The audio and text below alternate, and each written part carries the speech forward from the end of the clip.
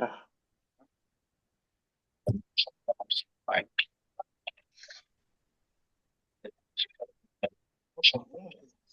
1 mile for every new subscriber I Ngetes get. mobil.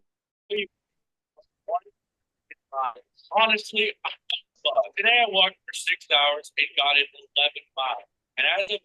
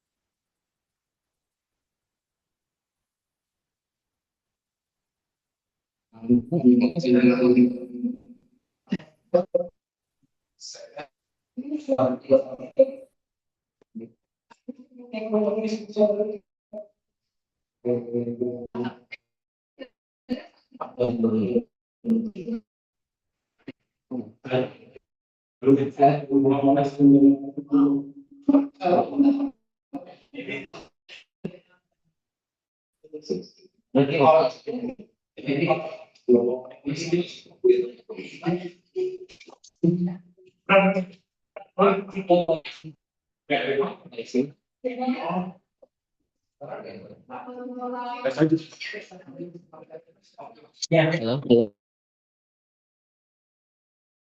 Tes. Halo.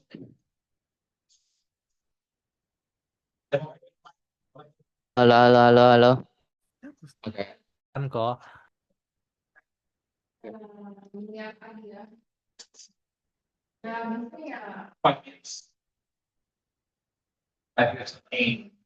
Oke semuanya. Bentar lagi kita bakal mulai ya. Kali ini pengajarnya itu dari Sud. Nama, nama pengajarnya itu Kenny Jingga Eskom MT. Oke. Oke.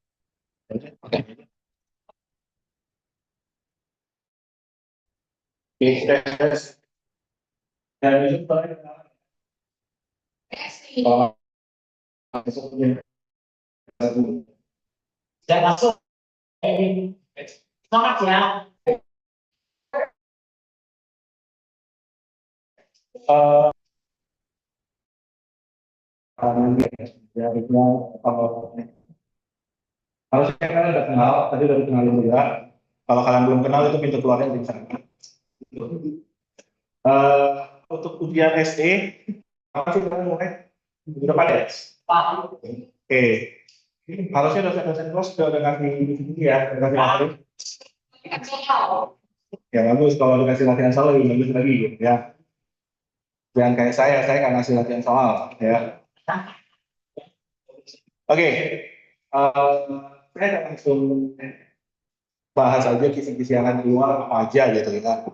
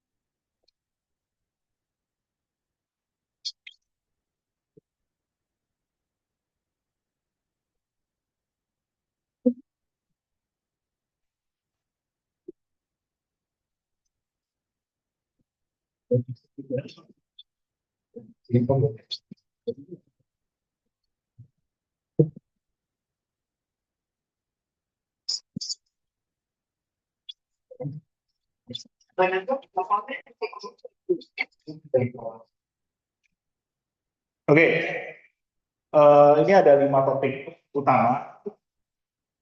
Akan ada 5 soal utama. Tapi seperti biasa ya, hidup tidak semudah itu. Gak mungkin setiap soal pasti beranak ya. Eh, Anaknya banyak ya, karena tidak mengikuti program pemerintah. Tapi topik ini, oke,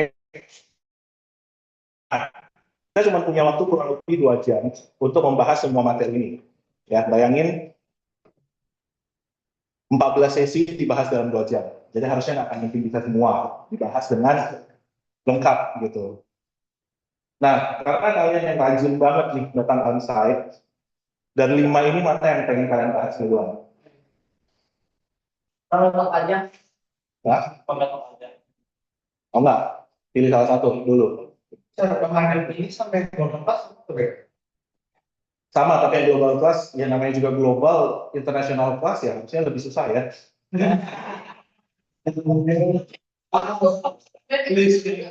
Kenapa? Ya. Jadi mau bahas yang mana dulu? Kenapa?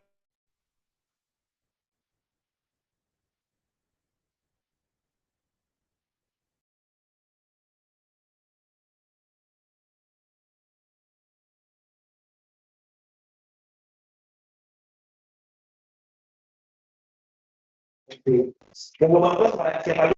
Oke. Jadi sisanya regular sama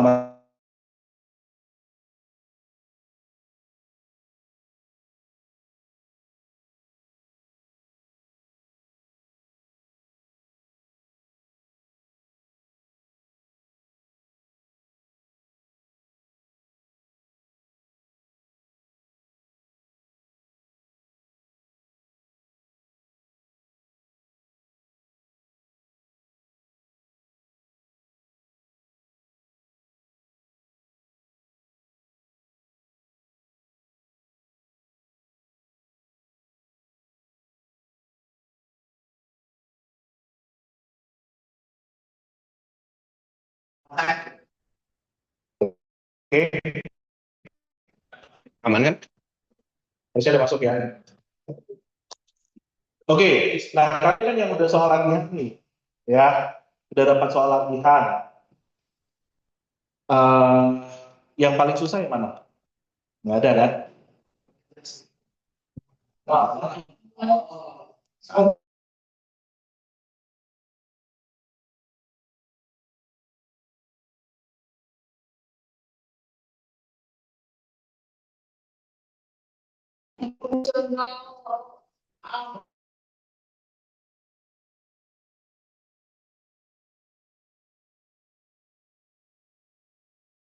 Question point. Oh, ada kok harusnya. Nomor 2. Nomor 2 itu soal paling gampang di UTS loh. Ini saya sambil bawa nih, ya.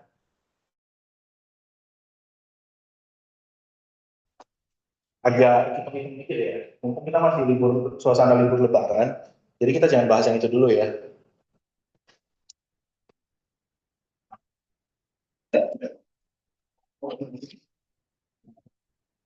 Bentar ya. yang gencat, Genset nggak keluar juga. Soal UTS nggak keluar. Eh, tapi nanti sama, pokoknya kita akan bahas ya. Kita akan bahas. Kita bahas dari yang tadi modeling dulu ya. Oke. Kalau kita bahas tentang requirement elicitation, terus analisis sama requirement modeling, itu berkaitan dengan apa? Berkaitan dengan bagaimana cara kita tahu apa project apa yang sebenarnya mau kita kerjakan, gitu kan? ya, Kalau untuk requirement elicitation dan analysis sendiri itu, ya kita nge-gather requirement. Cara nge-gather requirement gimana? Kan nggak mungkin tiba-tiba kalian dapat ilham, puff, langsung tahu apa yang harus dikerjakan. Gimana cara kalian mendapatkan pengetahuan itu? Coba.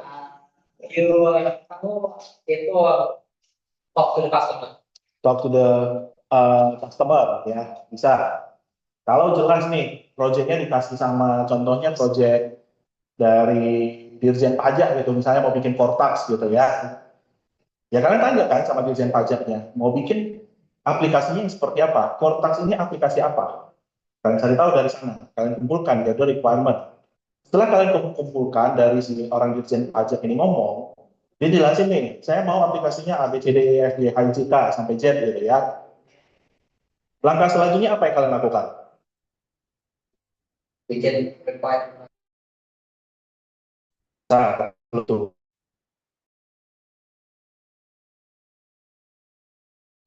Jelas, simple dong.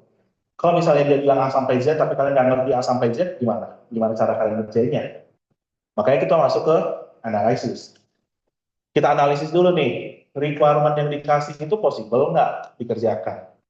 Jangan sampai dia bilang, saya pengen pajak di negara ini bisa saya kumpulkan, saya bisa datakan dari semua orang secara lengkap. Oke? Kalau kalian dengar aja, itu kedengaran itu sangat possible, oke, bisa dilakukan gitu. Tapi kalau kalian analisis, possible nggak? Ya belum tahu, kita nggak bisa jawab, kita harus analisis dulu. Kita cari tahu dulu, kebutuhannya seperti itu. Supporting needs-nya itu kemarin. Oke, kalian udah punya NPWP belum? Belum ya, harusnya. Belum ya. Sekarang NPWP itu nomornya itu udah disamain dengan NIK. Ya. Oke, seems dengan simple. Tapi masalahnya di Indonesia, pernah kalian dengar satu orang punya berapa KTP? Harusnya, supposed to, right? Supposed to. Ya, tuh. Punya Indonesia dan register buat dan takut jadi punya dua NIK dan jadi bersama buat sistemnya. Tuh. By system, by rules, harusnya satu orang punya satu NIK. Tapi kendalanya, kejadiannya, ada yang punya lebih dari satu NIK. Terus gimana kalau kayak gitu? Apakah masih possible kita bisa ngedatain satu orang pasti punya satu NPWP, satu orang pasti akan bayar pajak, tentu kan? Nah itu proses analisis yang kita lakukan. Baru dari situ kita akan nentuin dari requirement dimension kita analisis mana yang possible untuk dilakukan, mana yang nggak possible, mana yang bisa kalian rekomendasikan, itu analisis. Oke? Dari semua tahapan itu akhirnya kalian merumuskan, bukan merumuskan kebijakan ya, enggak ya. Bukan juga merumuskan rancangan undang-undang ya, bukan. Kalian merumuskan apa yang kita sebut sebagai list of requirements-nya. Oke. Nah, dari list of requirements-nya itu, cara kalian menyampaikan ke customer-nya lagi. Kalau kalian jelasin lagi, kalau customer-nya memang paham, enak. Tapi kalau customer-nya nggak paham apa-apa tentang IT, kalian kasih tahu nih, oh nanti ini bakal pakai web, terus dia nanya nih, web itu apa? Gimana cara kalian jelasin? Kan? Itu nggak usah dijawab. Teman-teman, itu nggak keluar ujian.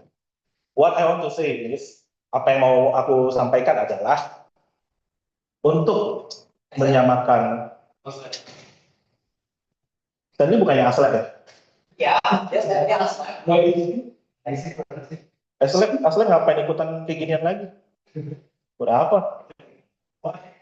Atau mau minta sertifikat ya? Sabar ya.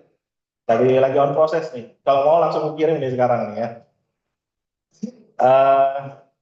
Back to the topic ya. Salah satu cara untuk kita memodelkan, makanya kita ada requirement modeling.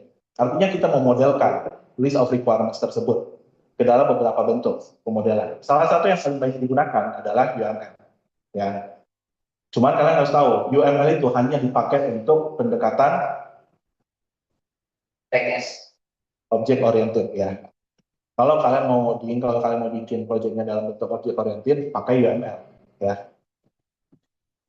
Oke, UML diagram. Sebutkan salah satu UML diagram yang kalian tahu. Oke. Salah, minimal udah setengah poin UTS udah bisa lah ini. Ya. Oke, apa itu use case diagram? Buat apa nih? Dia menunjukkan apa nih?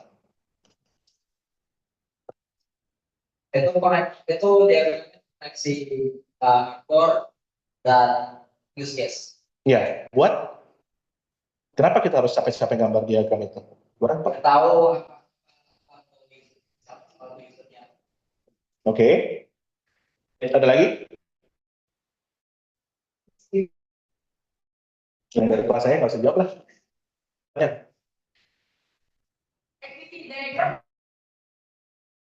Ada use case. Beda lagi.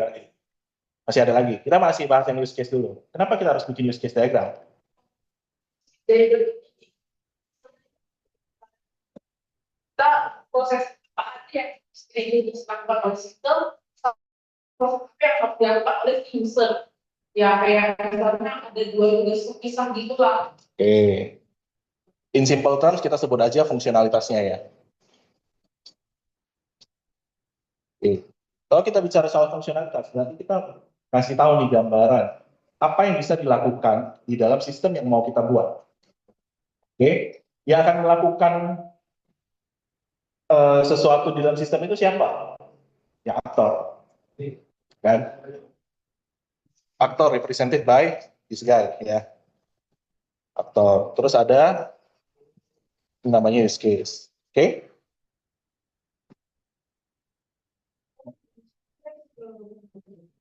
Ya ini aja dulu.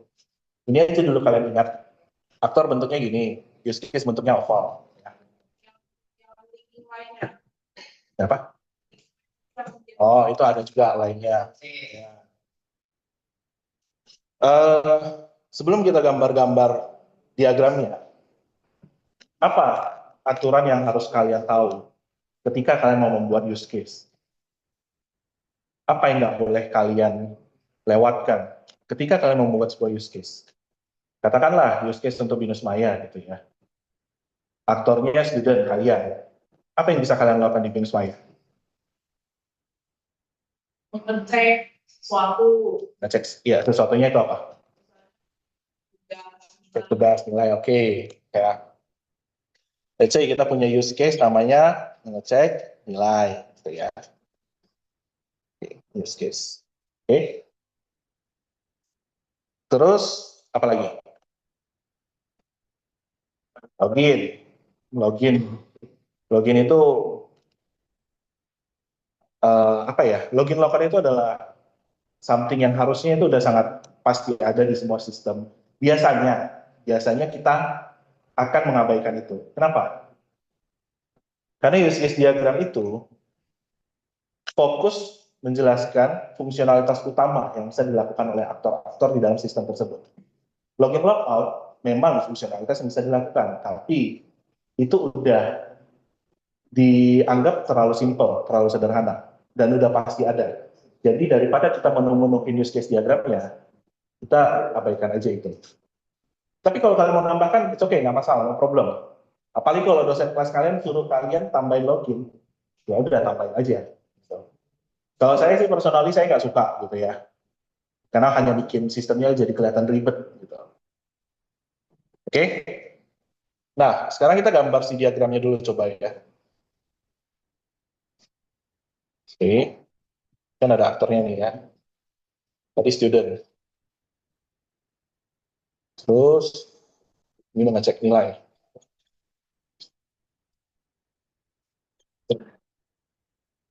Sama jangan lupa oke. Ini yang disebut sebagai a complete use case diagram. Ya. Untuk disebut sebagai use case diagram, dia sudah komplit. Kenapa? Karena dia sudah punya aktor, dia sudah punya use case-nya, dia punya nama sistemnya, dan dia punya sistem boundary-nya. Ini lengkap. Oke. Dan ingat, posisinya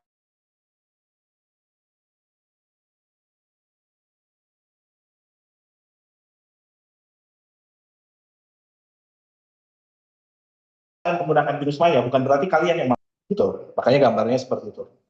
Udah gitu aja. Oke, paham ya sampai sini ya?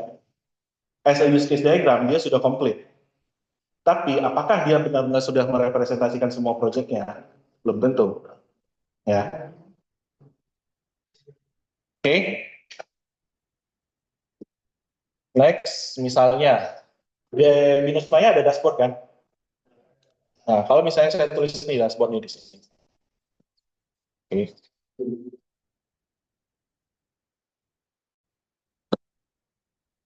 Harusnya sih kalian bisa jawab ya. Kalau nggak bisa jawab, kalian mulai ke semester 1 ya.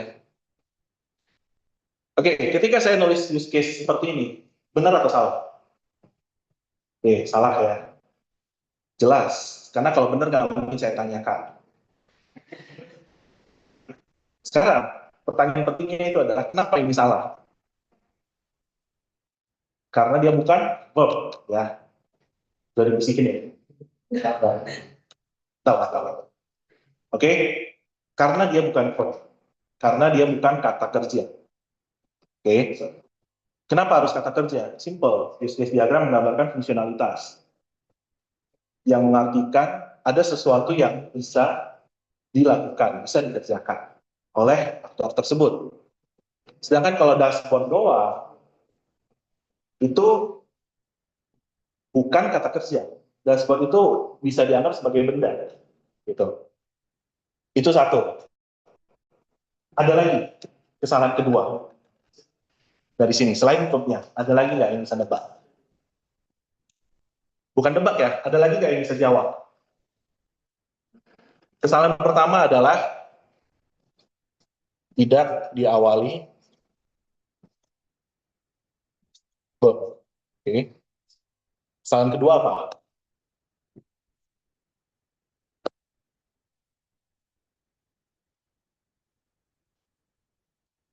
Apa? Nebak boleh, coba. Dashboardnya ada dashboard apa? Dashboardnya dashboard apa? Benar. Itu juga. Tidak spesifik. Tidak, Tidak spesifik. bukan spesifik. Kita nggak harus spesifik di use case diagram.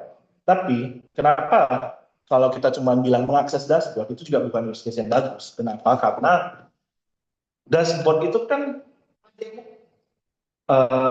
dia bukan majelis sih. Di dalamnya itu kan banyak hal kan, ada banyak hal lagi di dalamnya. Kalian itu kan banyak contains a lot of menu gitu kan. Akses apa, modifikasi apa, ngedit apa dan lain sebagainya.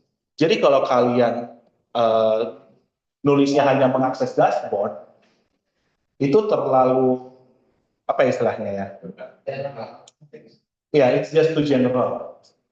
Tapi bukan berarti kita harus mendetailkan semuanya, nggak juga gitu. Cuman dashboard itu terlalu abstrak untuk dijelaskan. Gitu. In some point mungkin kita bisa paham dashboard itu apa. Tapi akan sulit kalau misalnya kita ngejelasin ke yang lain, dashboard yang kalian maksud dengan dashboard yang saya maksud bisa aja beda. Gitu. Jadi untuk mencegah yang seperti itu, kita langsung kasih aja use case yang spesifik, gitu, yang jelas. Gitu. Seperti apa? Misalnya di mengakses profile. Instead of mengakses profile, kenapa kita nggak bilang aja mengubah nama, mengubah tanggal lahir, mengubah informasi pribadi, dan lain sebagainya. Oke? Karena kalau kalian bikin ini, otomatis kan harus punya relasi tambahan kan. Ada yang tahu relasi tambahannya apa aja? Dan Ya, good extend ya. Balik. Include. extend. Oke?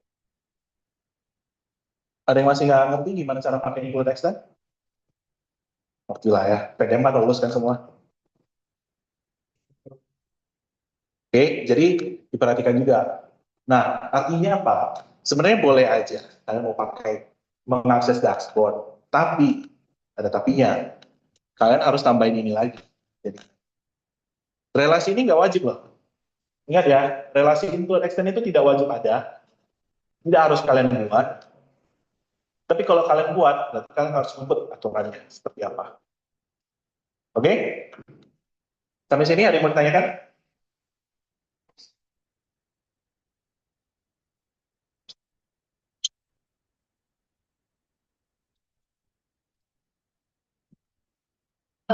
Misalnya kita mau ngubah profil itu kalau sampai bilang atau boleh Mengubah profil boleh, tapi ya saya biar lebih spesifik itu karena tuh gini, kalau terlalu detail isinya terlalu banyak. Jadi kalau misalnya kita buat general nggak masalah, tapi yang pasti kalau misalnya mengubah profil orang lain itu bisa tahu profil yang kita maksud itu apa, data apa yang bisa kita ubah, itu aja. Jadi mengubah profil nggak apa-apa, cuman biasanya untuk detailkan, untuk membantu penjelasan use case-nya itu profilnya dijelasin lagi, profilnya itu termasuk informasi apa aja, nama, akhir, apa dan lain sebagainya. By text biasanya.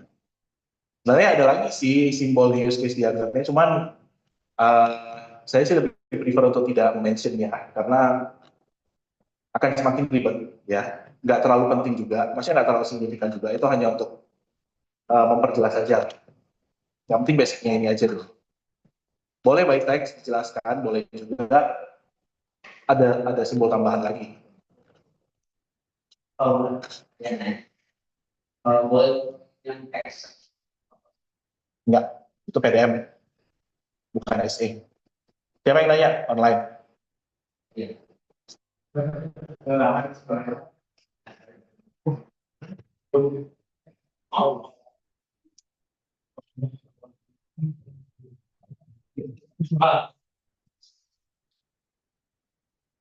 Nah, tukar dulu ya.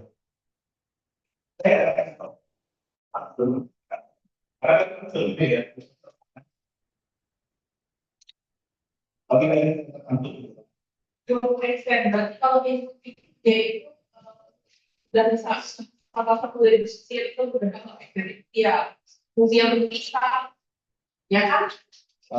Betul, bisa dikatakan seperti itu juga.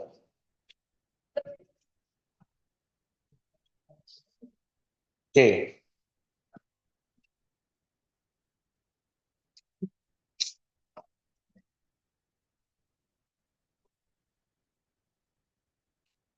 Oke, ini saya kasih contoh bentuknya gini, ya. Relasi include itu, let's say seperti ini ya. Ini aktor, ya. Harus diperhatikan juga, aktor itu tidak boleh langsung connect ke bagian ini, ya. Termasuk aktor lain. Kalau aktor lain bisa connect ke sini, berarti sia-sia kalian salah.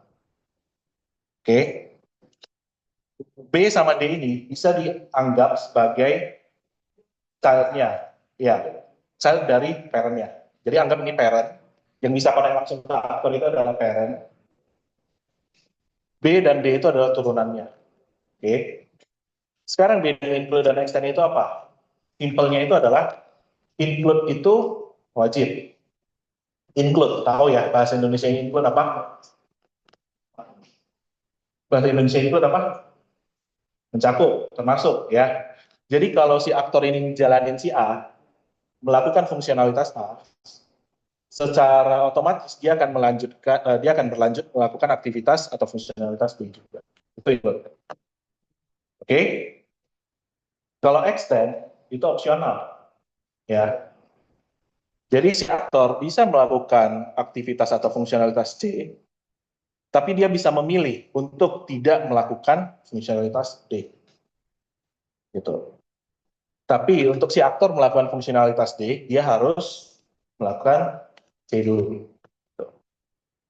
Ya, simpelnya gitu.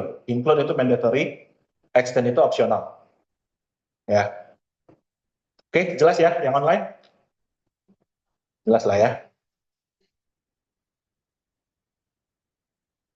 Oke, oke.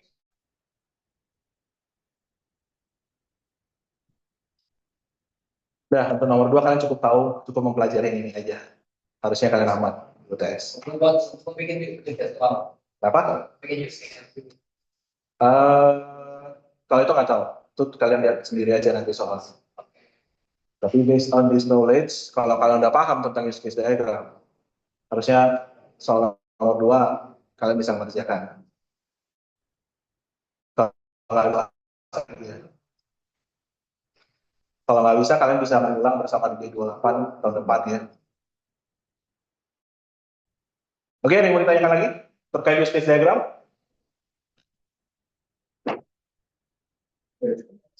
Berarti use case yang kayak stakeholders. Saya nggak akan jawab. Pokoknya kalian interpretasikan sendiri dari apa yang saya sampaikan. Karena kalau saya jawab itu sama dengan saya nggak tahu soalnya seperti apa. Ya kalau sama bapak Nggak apa-apa sih, paling nanti saya tinggal ganti soalnya lagi. Oke? Untuk YAML diagram jelas ya? Ada lagi yang mau ditanyakan? Yang online jelas? ada yang kelas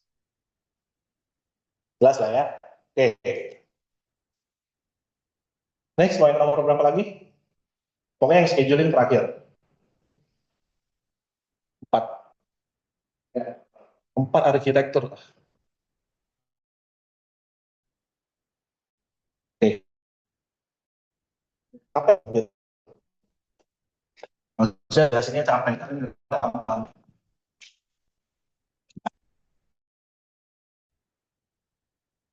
Oke, yang bagian ini hapus ya. Harusnya kalian udah ingat.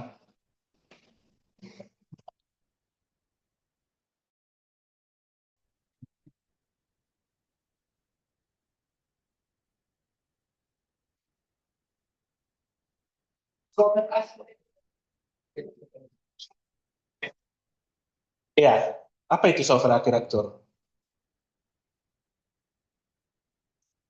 Ya, benar sih, nggak salah, arsitektur software, benar. Tapi apa itu? Kayak desain konsep dan ikutnya apa Nes, gaya dari tersebut misalnya tuh kayak uh, software dari konsep ini itu jelasin itu tipe apa gitu dan berdasarkan konsepnya gitu. Oke. Apa bedanya dengan software design? Software design. Dosen kelas kalian harusnya udah jelasin ya. Apa bedanya software arsitektur dan software design? Konsep dari si software itu. Nah, misalkan kalau ini, nah, jadi kayak aku cuma konsep doang. Oke, teman-teman aja. Oke. Terus bedanya apa? Nih, kayak misalnya dari konsep tersebut ini dibutuhkan buat apa gitu, misalnya fungsi A dibutuhkan untuk ini, fungsi B dibutuhkan untuk itu. Nah, terus ya kayak harus jelas. Saya akan kasih software engineering kalian dikasih project kan? Udah mulai ngerjain? Udah kan? Ada kelompok yang belum mulai ngerjain?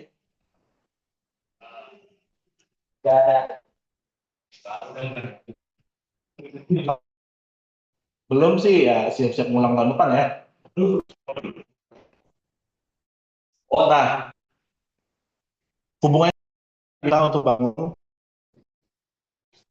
rumah kecil seperti ini, ya. Oke. Cuman satu pintu, satu jendela. Oke.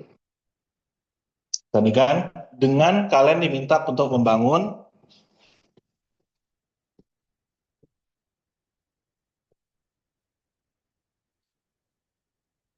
apa ini? Binus. Binus Alsut ya.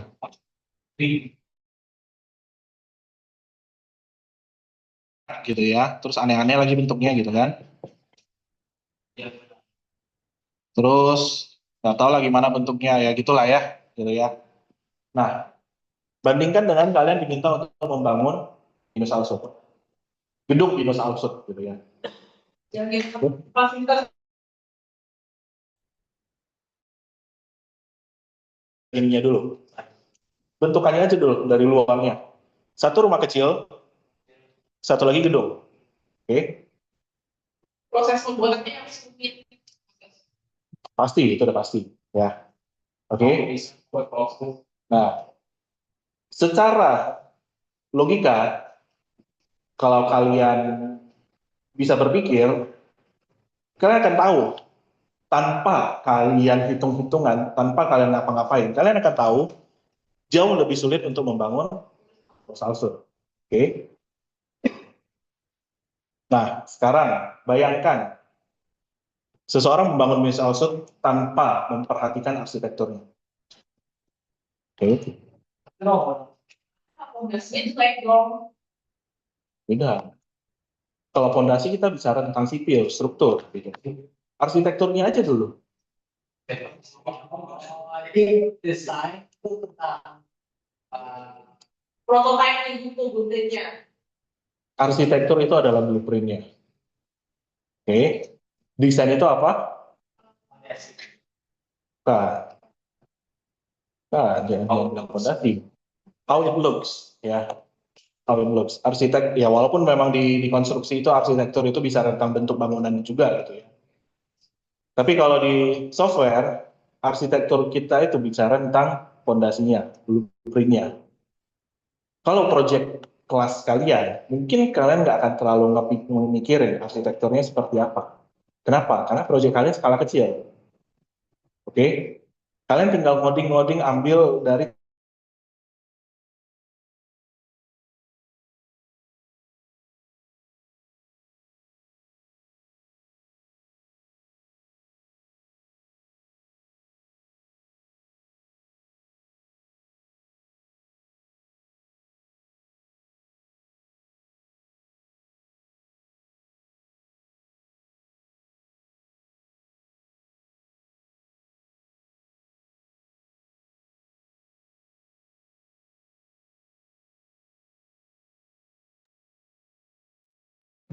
nah, lanjut ya.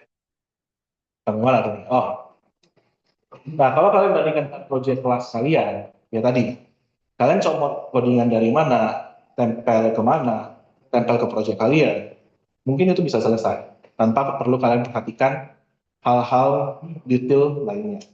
Gitu. Arsitektur kita bicara tentang eh, bagaimana ke depannya kalau misalnya dari project yang sudah kalian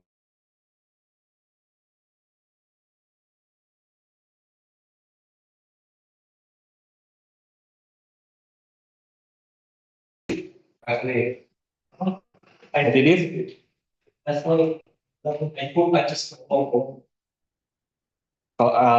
sebenarnya IT div yang udah lama yang tahu, apalagi yang kerjanya itu benar-benar ngurus Binus Maya, karena kalian akan tahu seperti apa. Kenapa saya harus bicara seperti itu? Karena gini, ya, ini bukan mendiskreditkan, ini bukan menjelek-jelekkan, enggak, gitu. Walaupun biasanya kalau ngomong kayak gitu itu artinya kita akan menjelekkan, gitu.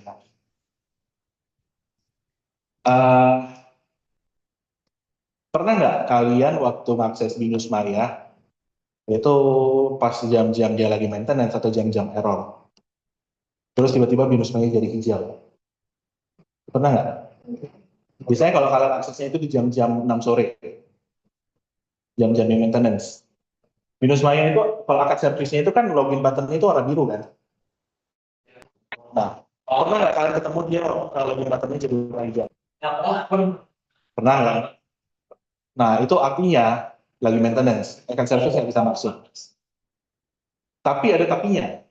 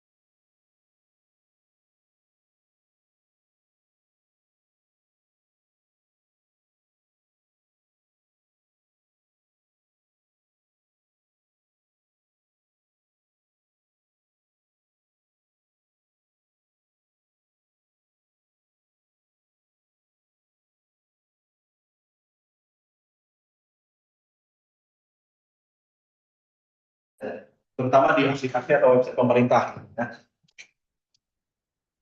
kenapa saya bilang itu? Ya karena itu yang paling dekat dengan kita gitu ya. Nah, hubungannya apa hubungannya sih?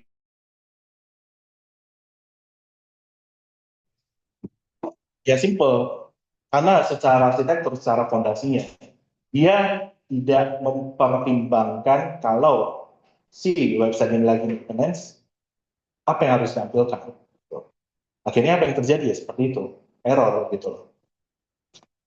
Nah, dengan kita memperhatikan arsitekturnya, dengan kita memperhatikan fondasinya, ya kita tahu baseline-nya itu, base-nya itu harusnya seperti apa, kita harus berangkat dari mana, dan strategi untuk deploy-nya nanti seperti apa, itu kita perhatikan di arsitekturnya. Oke, next question. Project kalian ada yang pakai API? Ada menggunakan?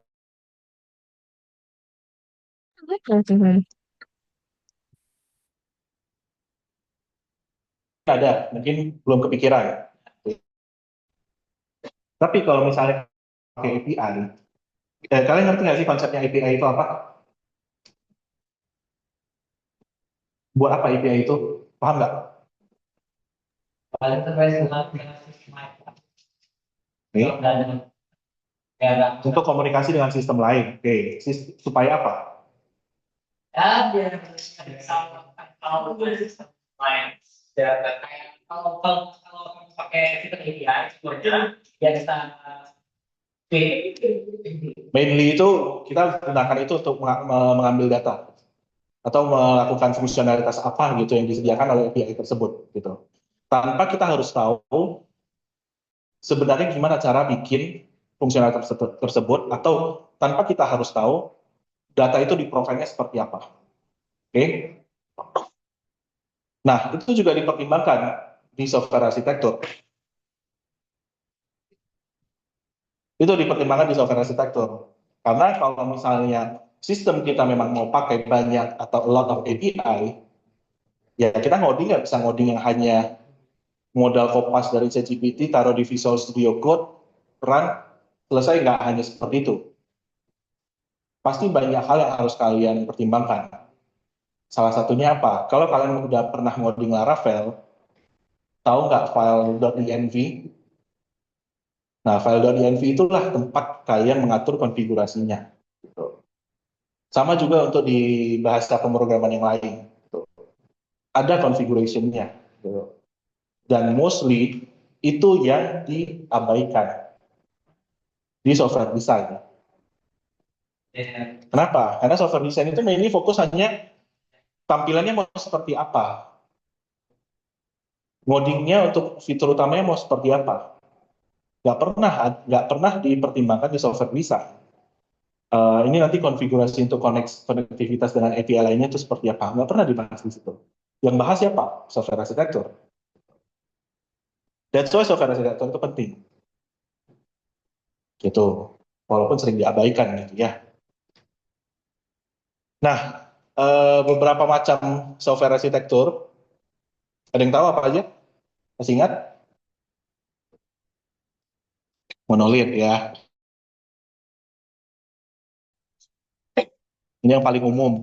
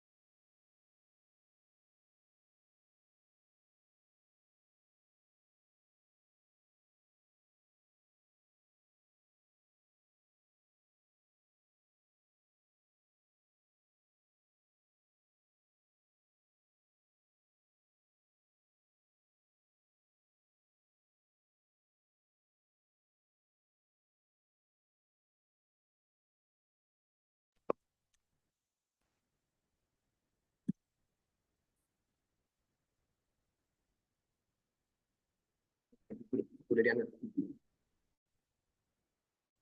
Bisa.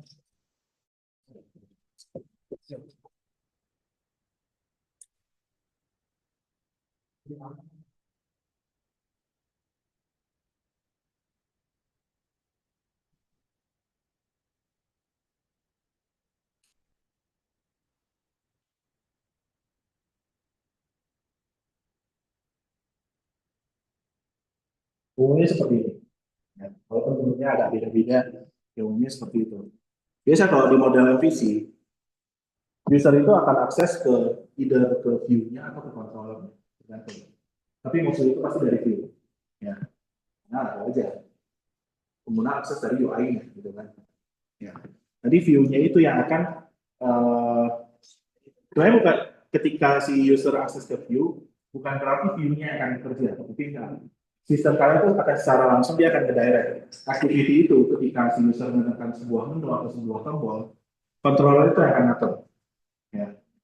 Jadi sebenarnya si user ini ke controller langsung gitu. Controller nanti controllernya akan lihat kalau dia itu uh, cuman cukup menampilkan apa, jadi dia bisa langsung review. Oh ini butuh narik data apa. Jadi dari controller dia akan ke model, model biasa bisa mengembalikan ke controller lagi, controller akan review lagi. Ya. Kurang lebih kan gambaran prosesnya seperti ini. Nah, ini kalau kita sebut sebagai arsitektur, in some resources, itu iya. Ini adalah arsitektur. Tapi balik lagi, beberapa mengkonsider revisi itu bukan arsitektur. Balik lagi dia desain pattern. Kenapa? Karena kalau kalian pakai pendekatan monolitik, terus kalian build project kalian dengan pendekatan revisi, bisa nggak? Nah, itu disebut sebagai monolitik. Nah, sekarang, kalau kalian pendekatannya microservice, terus nge-build-nya juga pakai revisi, bisa nggak? Bisa aja. Kenapa nggak bisa? Karena revisi itu sifatnya itu udah lebih teknis. Udah lebih ke codingan kalian itu disusunnya itu di management itu seperti apa. Berbicara tentang codingan. Kalau monolithic microservice, service oriented architecture, itu masih overview-nya. Yang penting kelihatan gambarannya. Kalau monolithic itu as a single unit. Jadi database, codingan utamanya, UI, UX, dan lain sebagainya itu ada di satu, ibaratnya kalau gampangnya itu di Visual Studio itu di satu folder yang sama lah. Kalau microservice, kalian pisahkan. Masing-masing itu menjadi sebuah layanan tersendiri. Gitu.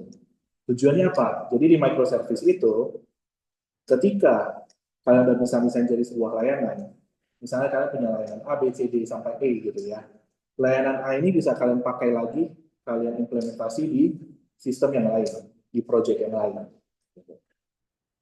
Itu tujuannya kenapa bisa muncul beberapa tipe pendekatan seperti ini. Oke, sampai sini yang dipertanyakan dulu.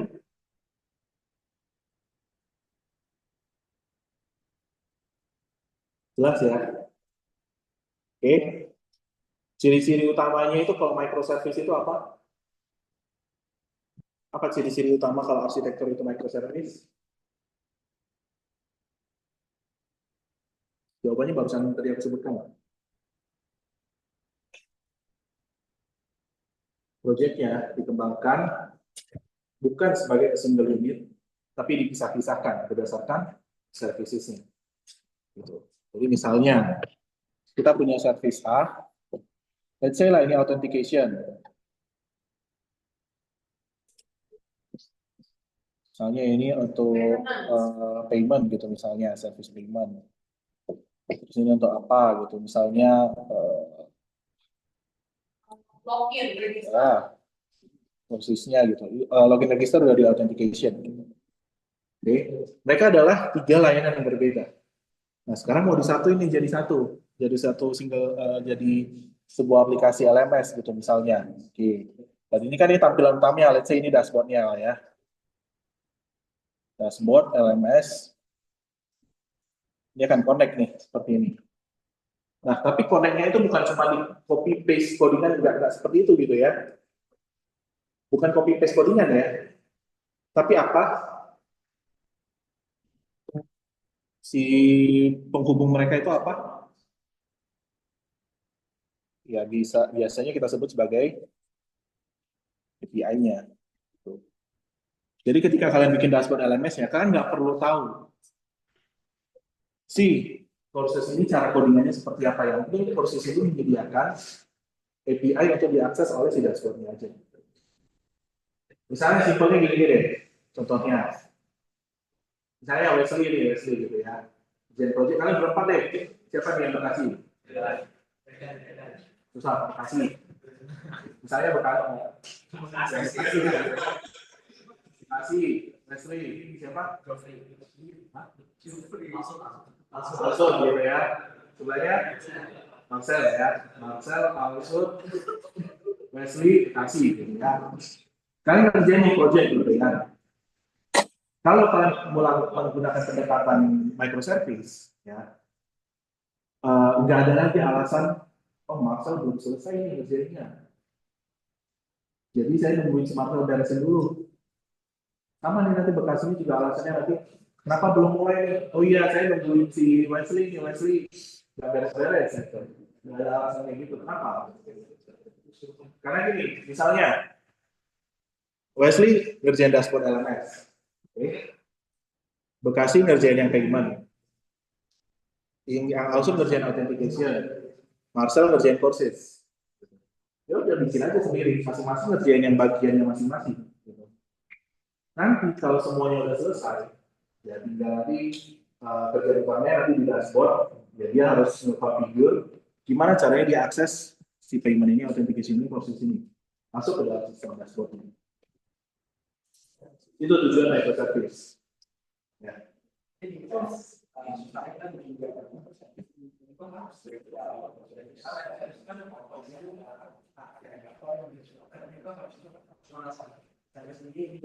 Yang penting kelihatan kalau itu microservice. Gak perlu sampai sedetail kayak harus ada REST API, data yang dikirimkan bentuk JSON atau XAML atau gimana langsung. Yang penting kelihatan aja. Kalau kalian pakai monolitik, bentukan monolitik itu seperti apa? Kalau kalian pakai layer arsitektur, bentuk layer arsitektur itu seperti apa? Oke.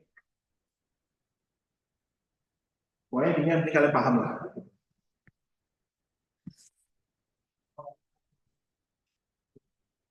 Client server ya.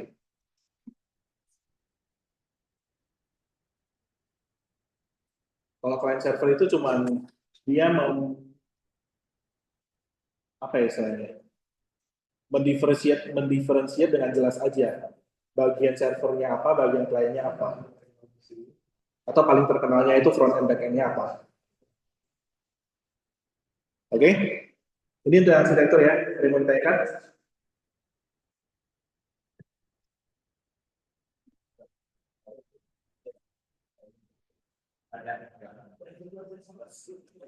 Bisa bikin latihan soal. Kalau bikin lagi capek.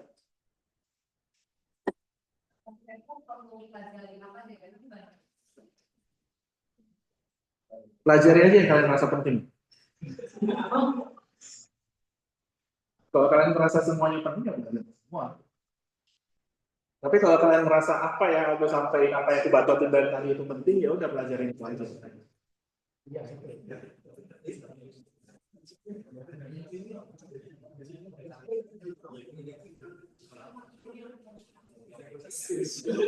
Sengaja kan saya nggak bilang kisi-kisi UTS itu minggu pertama sampai minggu ke-7 gitu, enggak kan? At least aku masih menjelasin gitu kan. Yang bawa-bawa merek.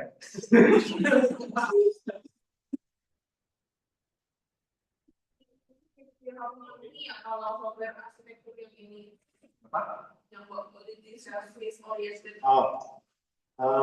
Ini gini, dari semua sekian jenis arsitektur yang ada di slide, minimal kalian tahu ciri-ciri pembedaan itu apa? Apa yang membedakan monolitik dengan service oriented? Apa yang membedakan monolitik service oriented dengan microservice? Ya. Apa yang membedakan? Kayak service oriented harus punya apa, microservice harus apa. Sekarang pertanyaannya lagi nih, service oriented dengan microservice bedanya? Bukan service oriented itu juga berorientasi layanan. Apakah ini kita bisa sebut sebagai layanan-layanannya? Bisa nggak? Bisa dong.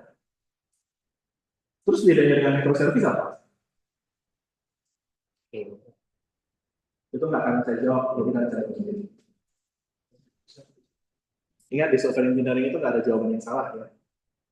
Semua jawaban itu bisa benar, selama penjelasan kalian benar. Arsitektur.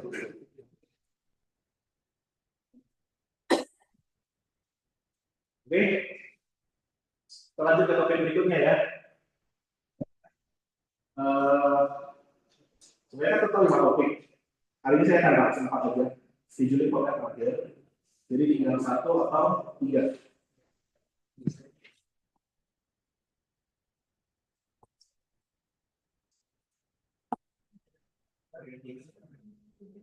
MyAgile atau software design principle.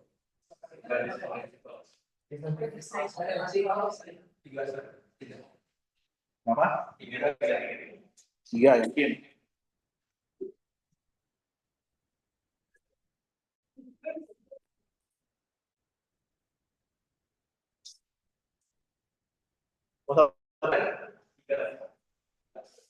Ini yang di sini 1, di sini 3. Gimana dong?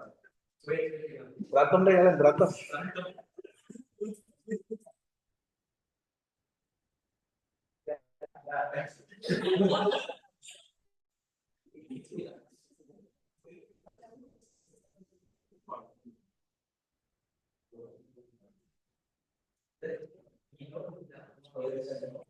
Jadi yang mana? Mau ikutin 3 atau mau 1 aja? Jadi itu teori solid. 3 itu teori solid bukannya? Aku di kelas kasih tahu apa? Solid ya? Ya, yang ketiga itu software design principle itu prinsipal solid. Solid principle yang ada di OOP. Oh, solid principle ya yang menjelaskan buat teknik design principles. Gak pernah dipelajarin kayak di OOP kan?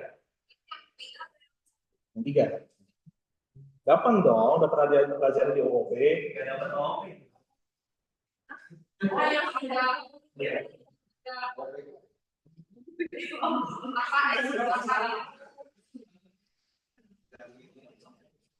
OOP itu apa? Itu lempar.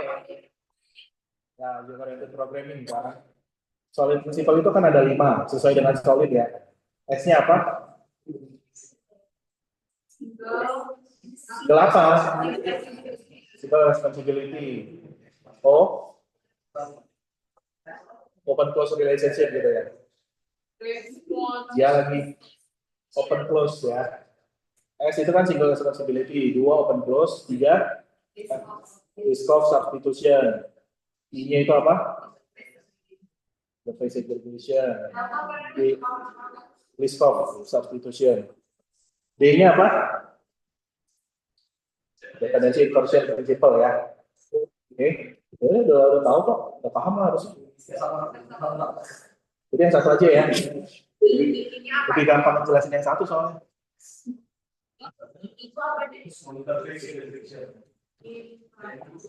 D-nya? D-nya dependency apa tadi? Inversion. Oke. Mantus ya, sampai banget ya. Mau apa ini? Udah nggak aja gitu ya. Kita aja aku nggak mau pakai. Jadi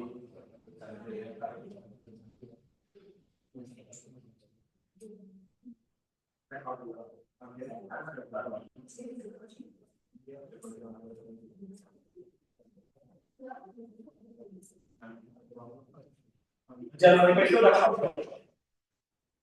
Empat jalan manifesto udah hafal belum? Itu bukan yang 2. Jalan manifesto 4, jalan principal yang 12. Jalan manifesto udah hafal ya, 4 ya. Jalan manifesto.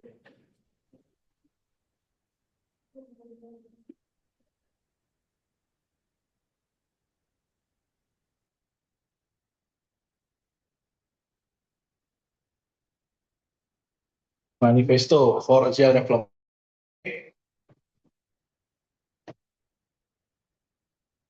Dari keempat manifesto tersebut, mana yang kalian nggak ngerti?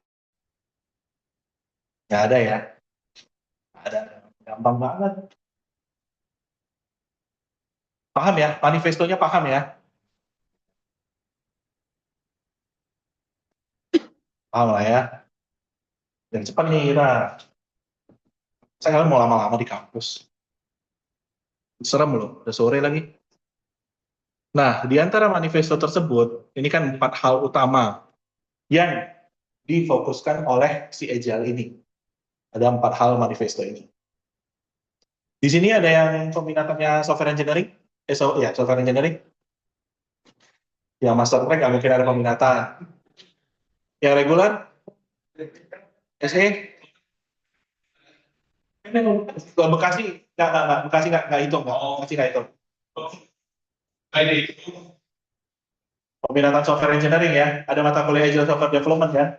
Harusnya kalian udah hatam bagian ini ya.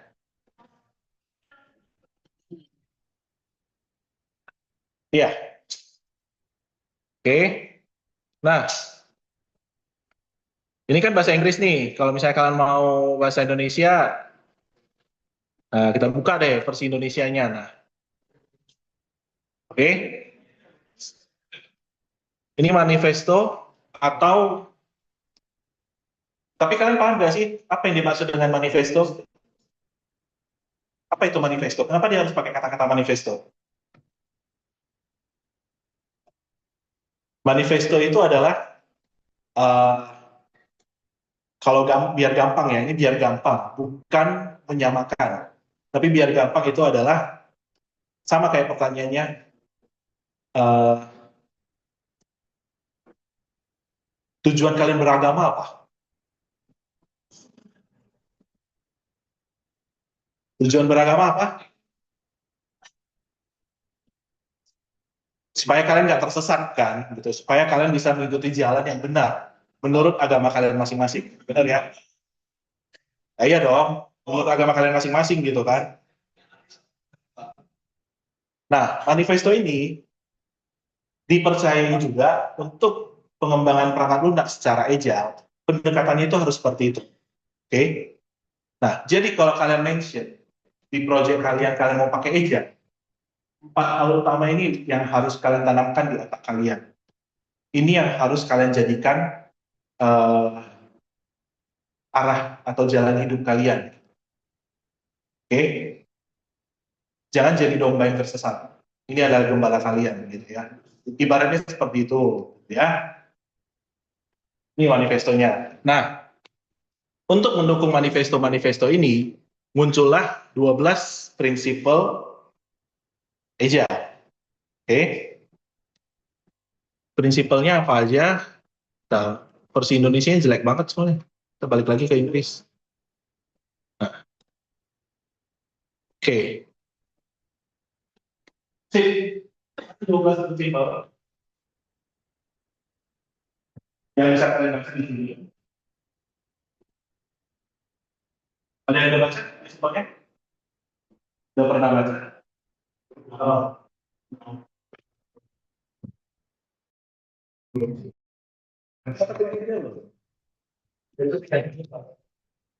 Lebih banyak daripada teknik.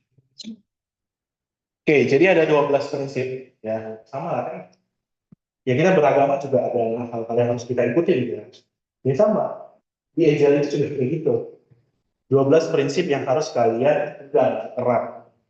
Jangan sampai kalian lepaskan gitu ya. Karena kalau kalian lepas, artinya kalian apa? Kalian telah melanggar ajarannya. Kalian telah menduakan, bukan menduakan Tuhan. Ini bukan Tuhan ya. Ini nggak teman dia.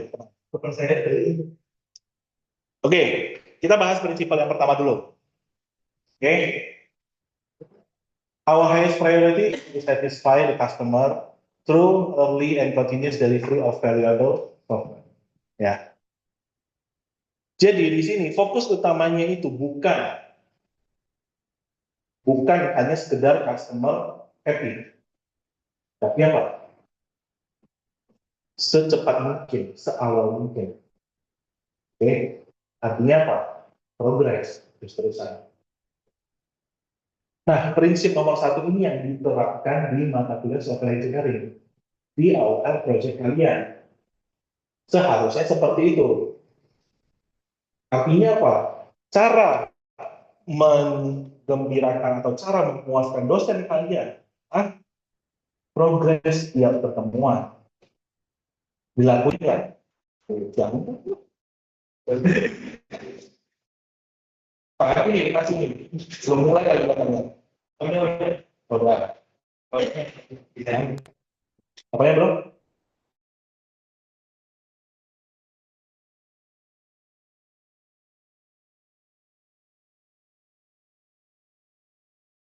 Ini belum bisa nyoba. Dosen itu, saya nggak tahu dosen kelas kalian gimana, gitu ya.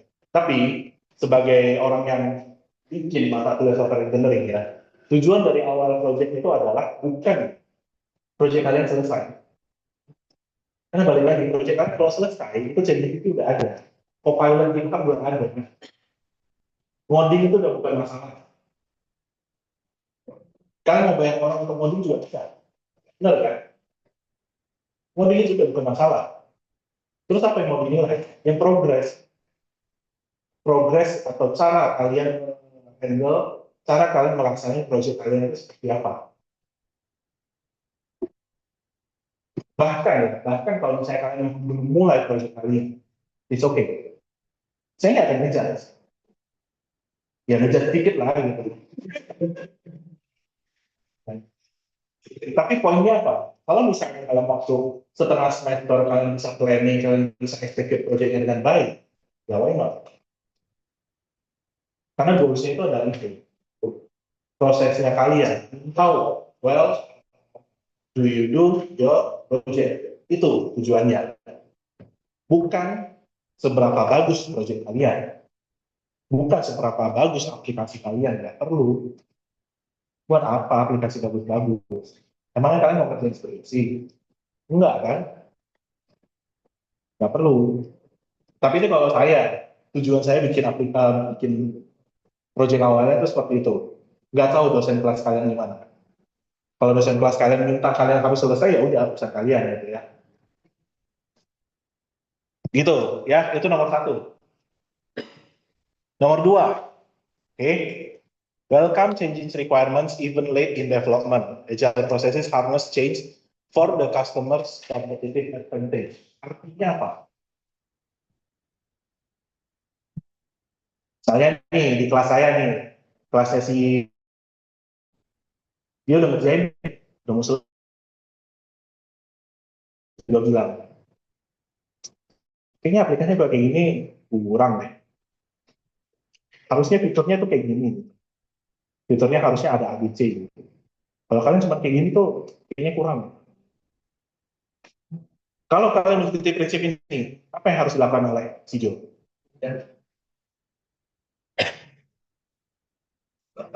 Ya mau nggak mau ngikutin dong. Apa? Karena saya customernya, karena saya dosen kelasnya, saya ngasih nilai. Iya itu, ya realitinya seperti itu. Kalau saya bilang nih, kalau proyeknya cuma sampai kayak gini, ini kurang. Saran saya tambahkan ABC.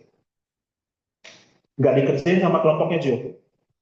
Saya kasih nilai 65. Salah nggak saya? Nggak. Karena saya nggak puas. Saya udah kasih tahu, dia nggak ngerjain, ya udah salah dong. Gitu. Itu maksud prinsip nomor dua. Ya. Tapi bukan hanya itu. Di sini kalau kalian lihat kuncinya itu adalah ini. Customers competitive advantage. Ya. Misalnya nih, kalian udah ngerjain project, let's say kalian bikin project apa ya sekarang yang lagi booming. Nggak ada yang lagi booming sih, semuanya lagi beres ya. Market lagi merah ya. Bahkan emas ya. Gitu. Uh, let's say, contohnya kayak kebijakan tarif impor yang USD. Itu kan ngaruh ke satu dunia gitu kan. Let's say kalian lagi bikin sebuah sistem untuk perusahaan yang di bidang ekspor impor gitu. Sedikit banyak itu kan ngaruh kan ke perusahaan tersebut. Gitu.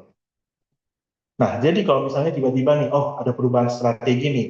Jadi di sistemnya kalian, di sistem si perusahaan ini dia harus mengubah, dia harus menyesuaikan, dia harus ada lintasan apalah gitu ya di fitur tambahan di dalam sistem tersebut. Padahal sistemnya itu udah bentar lagi tinggal di deploy. Terus direkturnya bilang kayak gitu. Terus ada kondisi kayak kalian ubah atau kalian tetap deploy. Gitu. Ubah dong. Gak bisa kalian paksain deploy. Kalian deploy, kalian bisa. Nah, iya, buat apa? Buat apa kalau di deploy, tapi kalian diminta untuk diganti lagi gitu. Dan itu kan case-nya bukan karena bos kalian sengaja gitu ya. Enggak. Itu memang karena kondisi kebijakan dunia gitu. Itu mempengaruhi dan salah. Itu kebijakan yang ditandatangani oleh Donald Trump itu mempengaruhi satu dunia gitu. Kecuali China dan Rusia gitu. Jadi artinya apa? China dan Rusia akan menguasai dunia gitu ya. Oke, nah. Tapi ya itu namanya ekonomi dunia gitu kan. Nggak sesimpel kita beli sebelah gitu ya, nggak sesimpel gitu. Ya. Jadi perubahan-perubahan kebutuhan itu wajar. Itu sangat wajar terjadi. Apalagi kalau ada case yang seperti ini. Atau contohnya yang COVID deh, waktu zaman COVID dulu. Bayangin dulu nggak ada Zoom. Zoom itu belum eksis. Pakainya apa? Skype. Microsoft. Meledak Skype-nya. Mau pakai apa lagi? Pakai Discord, ya bisa jadi kan? Ya, who knows gitu kan? Tapi itu kan perubahan. Kalau Binus tidak mengikuti perubahan tersebut, tidak menerapkan perubahan tersebut, apa yang akan terjadi? Tertinggal. Bukan hanya tertinggal, kita nggak ngobrol itu nih. Mana mungkin kalian mau masuk Binus lagi? Ya kan? Bisa itu Binus itu, who knows gitu. Karena kan core-nya mahasiswa. Nggak ada mahasiswa, dosen mau ngajarin siapa? Hantu. Kamu tuh kan? Gitu. Nah itu. Jadi perubahan itu memang penting. Bahkan ketika sesuatu yang kalian ngerasa udah, eh, pokoknya ini udah zona nyaman nih, udah nyaman nih kayak gini. Jalannya kayak gini aja nih. Ya somehow kalau memang harus berubah, mau nggak mau kan? Gitu. Bukan kalian sengaja dipaksa untuk berubah, enggak. Ya memang dipaksa sih, tapi ya sesignifikan itu. Karena kalau kalian nggak berubah, kalian akan ditinggal. Ya, itu yang kedua. Nah, yang ketiga. Yang ketiga itu mirip sama yang pertama. Ya, deliver working software frequently from a couple of weeks preference to the shorter time scale. Ya, mingguan per 2 minggu. Yang penting update progress. Gitu. Oke, prinsipal yang keempat. Nah, business people and developers must work together daily throughout the project. Kata kuncinya apa? Daily.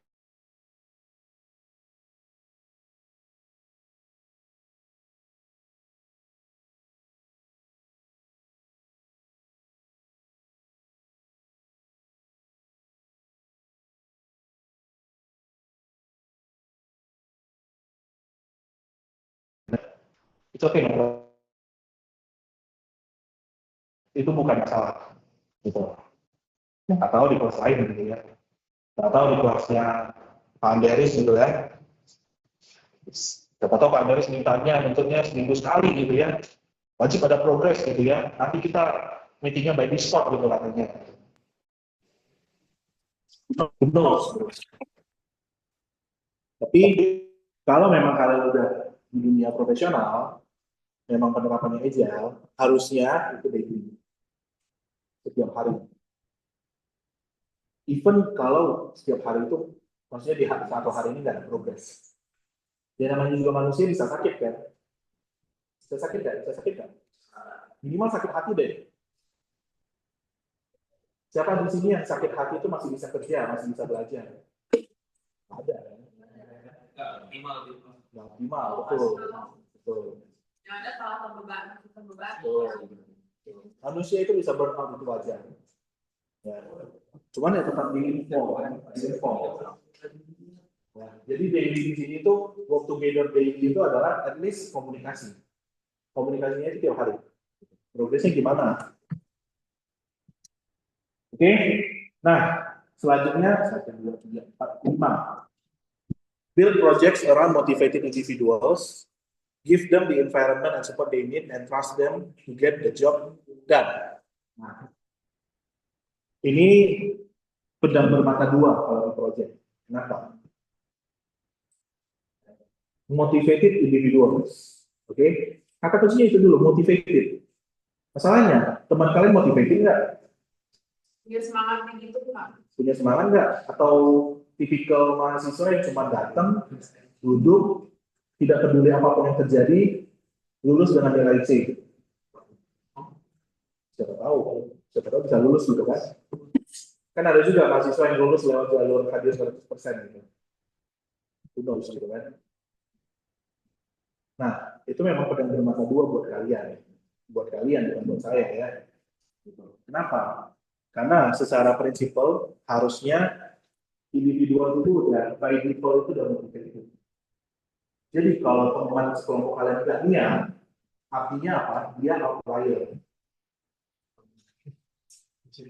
Outlier, dia tidak mengikuti prinsip ini karena dia tidak motivated, gitu. Tapi tugas kalian bukan hanya tugas Scrum Master, bukan hanya tugas leader grupnya, semuanya berperan. Gimana caranya hasil environment dan support yang dia butuhkan.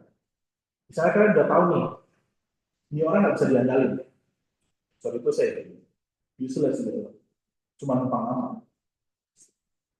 Tapi apakah kalian rela, kalian kerja keras, kalian dapat 100, orang ini juga dapat nilai yang sama? Enggak dong, saya sih nggak rela ya. Jadi, ya kalian harus putar otak. Gimana caranya si beban ini, dia juga ngerjain, walaupun nggak sekrusial itu. Artinya apa? Kasih juga dia pekerjaan yang sekiranya bisa dia lakukan, tapi kalau dia nggak lakukan, kalian bisa backup. Gitu. Jadi seenggaknya dia kerja gitu. Jadi nggak ada alasan kayak dia tuh nggak ngapa-ngapain. Itu tugas kalian. Dan ingat ya kata-kata terakhirnya percaya. Ya. Walaupun susah tapi ya percaya aja lah gitu ya. Oke. 1, 2, 3, 4, 5. Yang ke-6. The most efficient and effective method of conveying information to and within a development team is face-to-face conversation. Okay? Face-to-face, kerja kelompoknya ketemu langsung. Online boleh nggak? Boleh.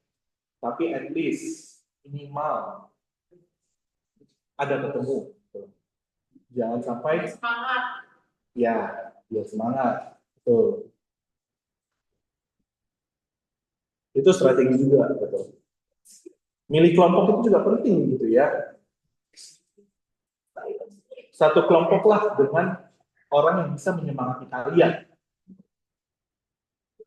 Caranya apa? Ini yang saya bingung ya. Kenapa mahasiswa di kelas itu, cowok-cowok itu prefer kelompok sama cowok-cowok? Like, emang nggak capek gitu? Di kelas ketemu cowok ini lagi, kerja kelompok ketemu dia lagi, emang nggak ada. Gitu. Tapi ya balik lagi, tergantung preferensi kalian. Gitu. Kalau kalian memang senangnya sama cowok ya udah. Maksudnya senang berkelompok.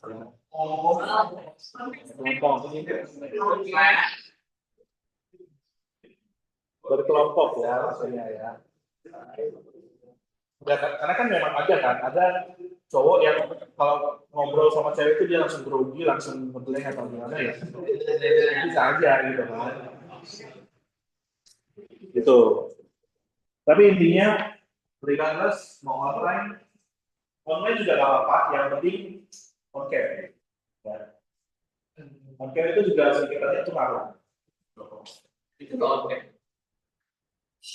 That's why saya kata itulah ya.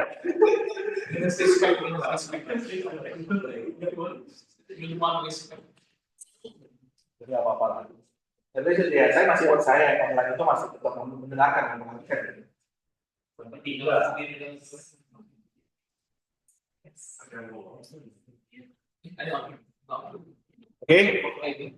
kita lanjut ke prinsip ke-7 ya. Working software is the primary measure of progress. Ya. Nah, progress itu adalah ketika ya ada increment, ada yang kalian kasih. Gitu. Kalau kalian laporan tiap minggu ke dosen kalian cuma, Pak saya mau bikin ini, minggu depannya Pak saya nggak jadi bikin ini, saya mau bikin yang lain. Minggu depannya lagi bilang Pak saya jadinya ini gitu. Kalau cuma ngomong, itu bukan progres sesungguhnya. Ya, at least kalian mikir, memang kalian masih ngerjain gitu. Tapi, ya, kalau terlalu banyak pertimbangan, nggak akan selesai proyek kalian. Jadi, kerjain aja. Oke. Terus yang ke-7, 8. 8. Agile process promotes sustainable development.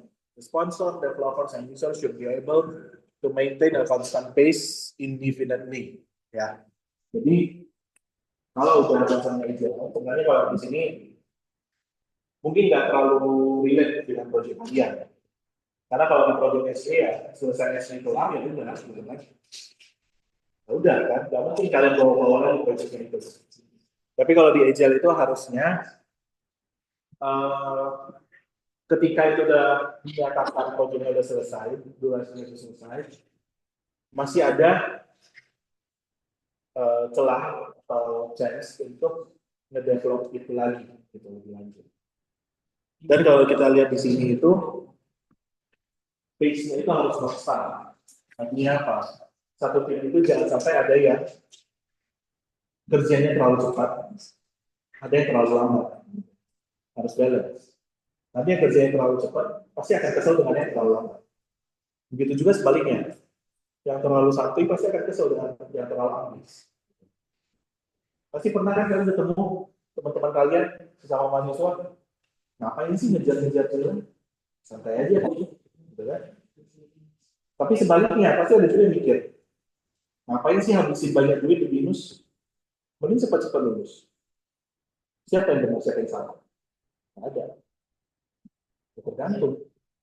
Kalau memang dia mau santuy-santuy aja, dia mau menikmati semua experience di dunia perkuliahan, ya nggak salah. Gitu. Karena saya pernah ketemu, waktu dulu saya kuliah S1, ada angkatan atas.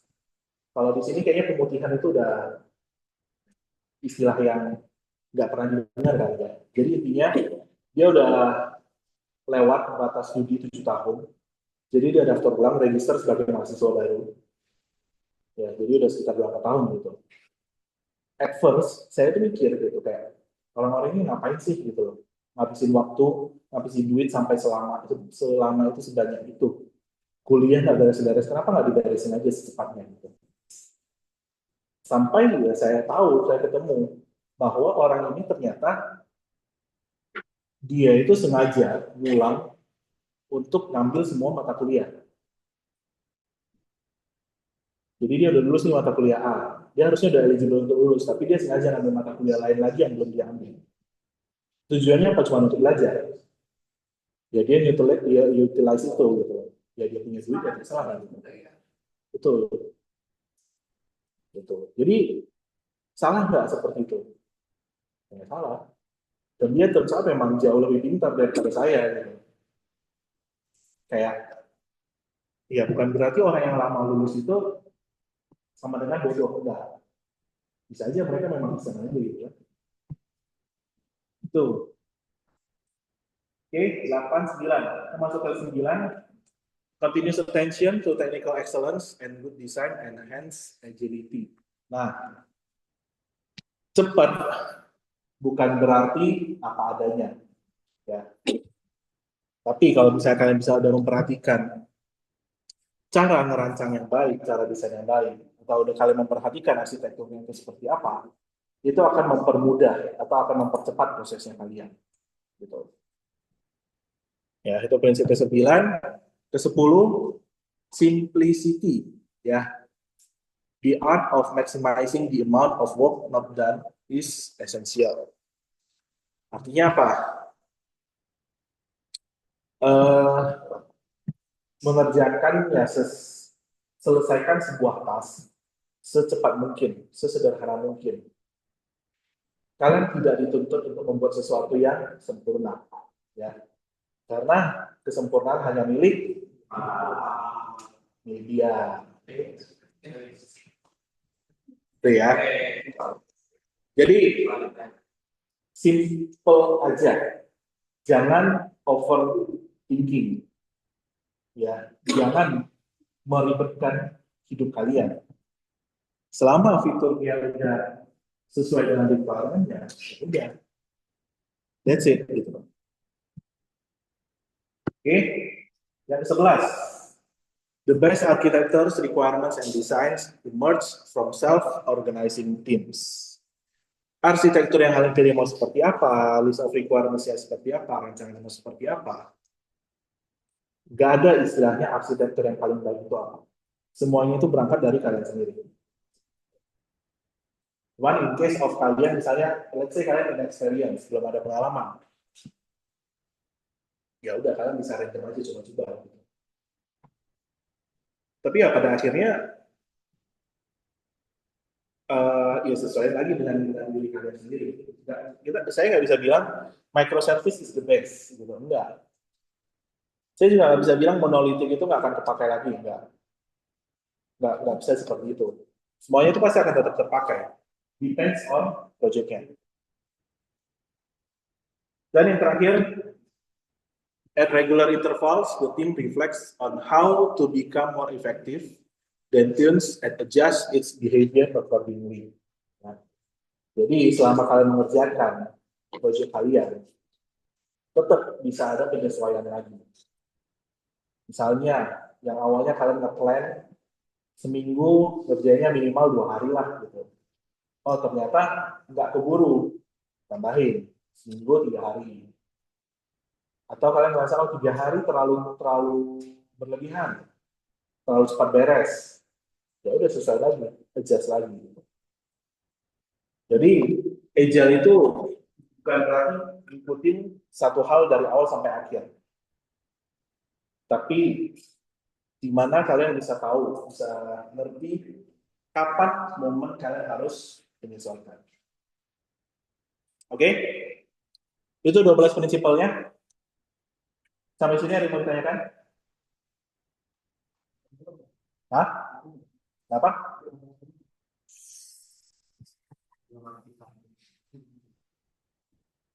Enggak sih. Karena kalau aku disuruh hafal juga nggak akan hafal. Banyak banget. Yang penting kalian paham masing-masing poin itu bahasnya tentang apa. Gitu. Jadi kalau kalian mau nge-review, buat aja bahasnya jadi poin. Gitu. 12 prinsipal ini poin-poinnya masing-masing prinsipal poinnya itu apa? Untuk memudahkan kalian memahami. Oke? Tapi tetap ingat, ya pesan saya, tidak ada jawaban yang salah di software engineering selama justifikasi kalian benar, selama alasan pendukung kalian benar. Yang sesimpelnya gini deh, logikanya deh, kayak di suatu negara gitu ya, bukan Indonesia pastinya gitu ya. Ada nih orang ditangkap korupsi, merugikan negara tersebut 271 triliun. Terus tersangkanya dihukum 6,5 tahun penjara. Gitu. Ya ini kan ini bukan di Indonesia gitu kan. 6,5 tahun itu bisa terjadi itu karena apa? Ya mungkin karena dia pembelaan dari pengacaranya itu bagus, justifikasinya benar kan? Sama kayak di software engineering, nggak ada jawaban yang salah, nggak ada salah sih kalau saya bilang perilaku yang nggak salah gitu ya. Ya intinya itu kan gimana caranya memanfaatkan fakta-fakta yang ada untuk meringankan hukuman. Sama kayak software engineering.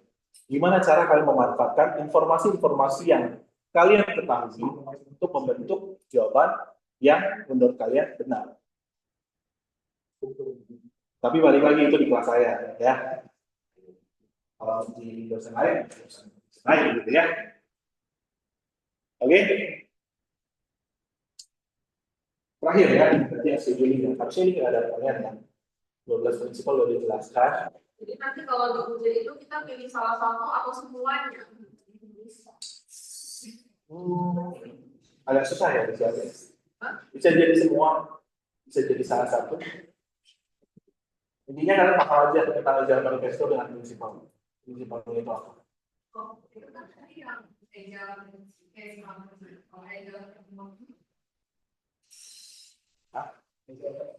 kan di sini agile frameworks and principle. Oh, kayaknya terbalik ya itu. Harusnya agile frameworks. Ya pokoknya itulah. Terus pertanyaannya apa? Frameworknya itu Scrum. Agile frameworks itu Scrum. Yes, Kanban itu juga frameworks ya Agile. Hah? Oh, itu perlu dipelajarin lagi. Supaya udah hafal di luar kepala. Kan Agile Software Development, kan kira software engineering kan? Streamingnya. Jadi itu perlu dipelajari lagi. Hafal itu harusnya. Tapi harusnya nggak akan mungkin sedetail itu. Karena kan kalian punya mata kuliah Agile Software Development ya. Jadi di software engineering nggak akan dibahas sedetail itu. Minimal manifesto sama prinsipal idealnya aja. Oke?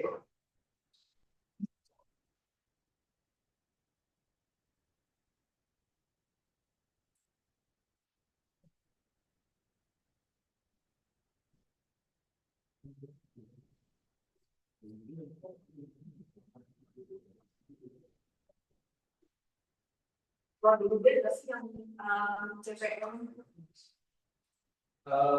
Bisa jadi.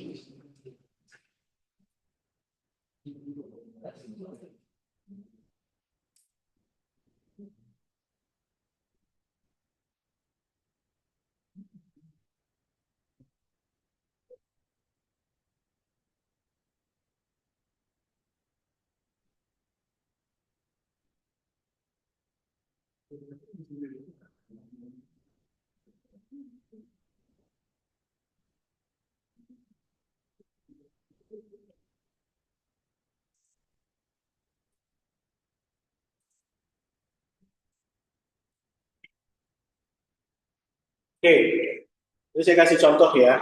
Walaupun contohnya mungkin uh, dengan software project gitu ya. Oke, untuk uh,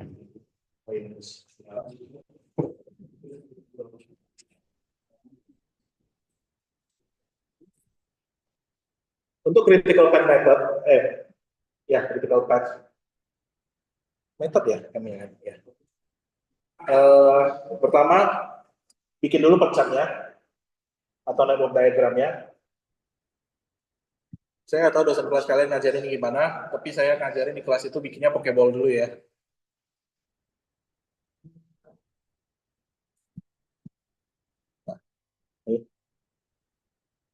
Tengah itu apa? Apa? ID-nya gitu ya. Kalau di sini kan task number, berarti task number 1. Kita selalu mulai dari angka 1 ya. Karena kita bukan Pertamina yang selalu mulai dari 0 gitu ya. Dari 0 jadi minus ya. Oke. Atasnya ini apa? Duration. Oke. Task 1 itu durationnya berapa? 10 hari. 10 ya. Oke. Sekarang kita lanjut ke task 2 ya.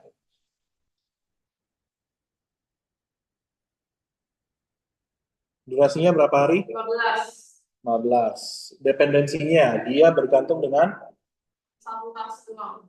task 1. Artinya apa? Jadi itu yang satu tas pertama sama tas kedua itu ada hubungannya. Ya gini ya, hubungannya ya. Oke. Terus kita masuk ke yang ketiga.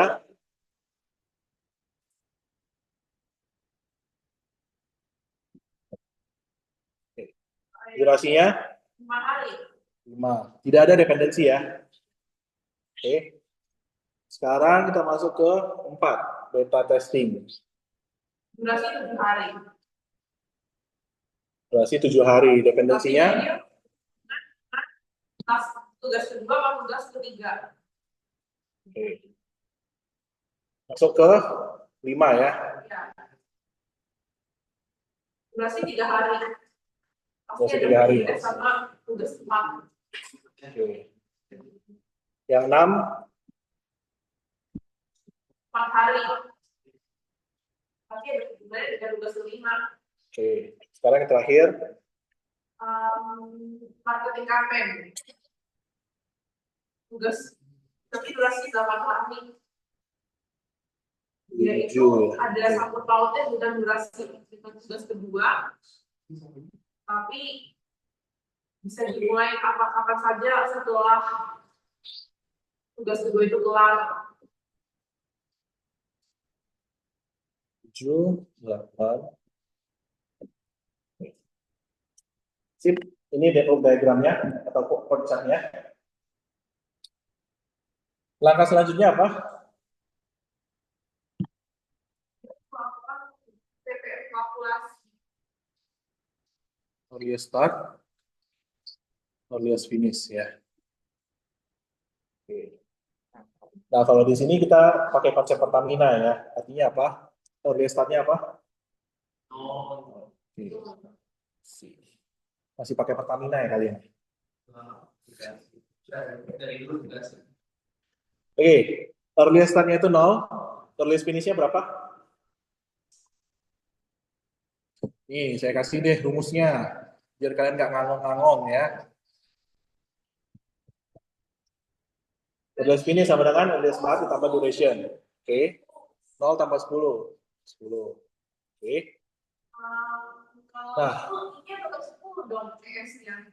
di sini earliest startnya itu adalah earliest finish sebelumnya. 10 kan? Oke, berarti berapa? 10 ya. Oke, earliest finish-nya? 25. Nah, oke. Sekarang kita lanjut ke yang 3 dulu. Earliest start-nya? 25. Yang 3? 25. 0. 0 ya. Kenapa 0? Karena dia nggak ada apa-apanya. Berarti earliest finish-nya? 5. Oke. Yang keempat itu Sekarang kita masuk ke 4. Campuran antara itu. Earliest start-nya. Nah, sekarang dependensinya itu ada 2. Ada 25 sama 5. 30. Ngambilnya yang mana? Yang lebih banyak dari 25. Ngambilnya yang maksimum atau minimum? Maksimum ya. Max. Jadi kita ambil 25. Earliest finish-nya? Ada 2 ya. Oke, lanjut yang 5. Karena cuma 1 bisa langsung 32 tambah 3, 35. Ini juga sama, 35 tambah 4, 29. Nah, sekarang yang 7. 7 itu berarti 25 ya.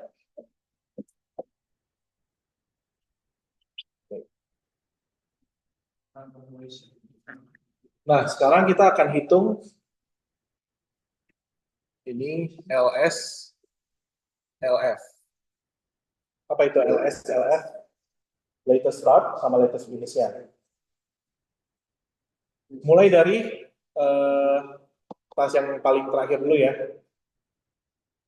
Latest finish-nya itu sama dengan sorry.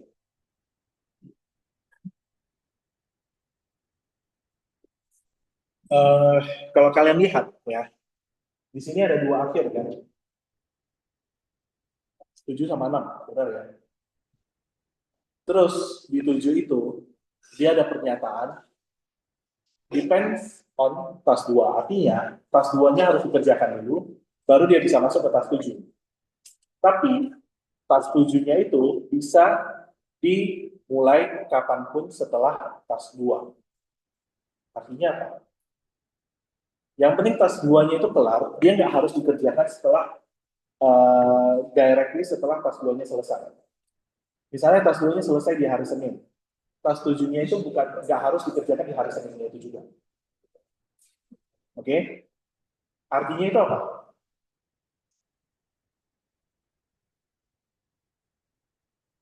Atau sebelum kalian jawab itu dulu deh. Dari network diagram ini, latest finish-nya itu berapa? Di sini kan earliest finish-nya itu ada 2. 33 sama 39. Latest finish-nya berapa? 39 ya. Ngambil yang paling gede. Oke. 39. Nah, otomatis di sini itu juga 39. Karena apa? Karena pernyataan ini. Itu tergantung dengan tugas kedua, tapi dia itu bisa kok dilakukannya setelah tugas kedua itu kelar. Ya, pokoknya penting tugas kedua kelar, terus mau dimulai kapan pun terserah, gitu. Selama enggak lewat deadline-nya. Makanya kita ambil kita ambil latest finish-nya itu yang paling gede. Oke? Jelas ya? Oke, sekarang kita isi ini.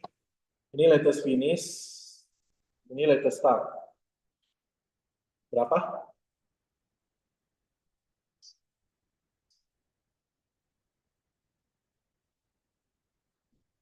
Berapa? Terus finish kurang di calibration, terus ini kan 39 ya, dikurang 200 itu kan tempat jadi 35. Oke. Ini juga ya. Berarti ini berapa? Dikurangin 8. Oke. Nah, kita bisa hitung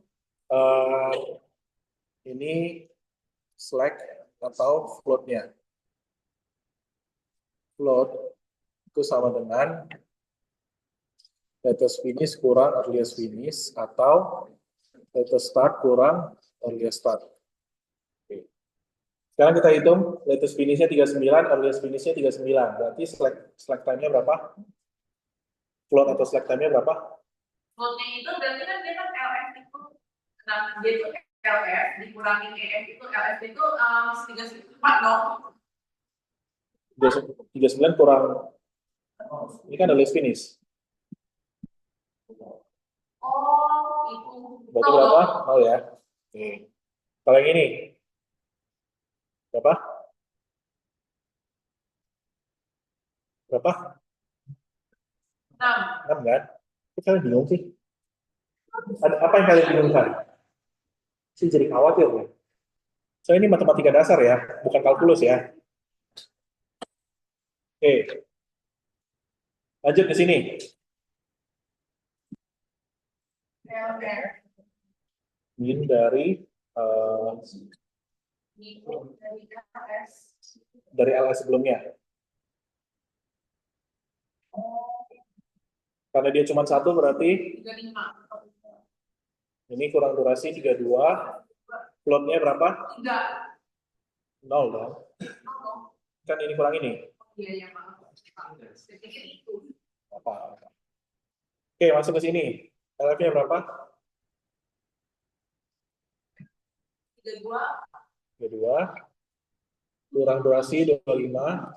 Plotnya 0. Oke. Masuk ke 3 ya.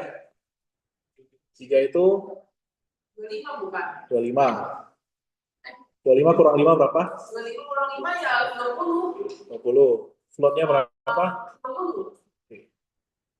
Masuk ke yang 2. Ngambil yang mana? 25. 25 atau 31? 31 dong kan dia yang paling, oh ya yang paling besar ya?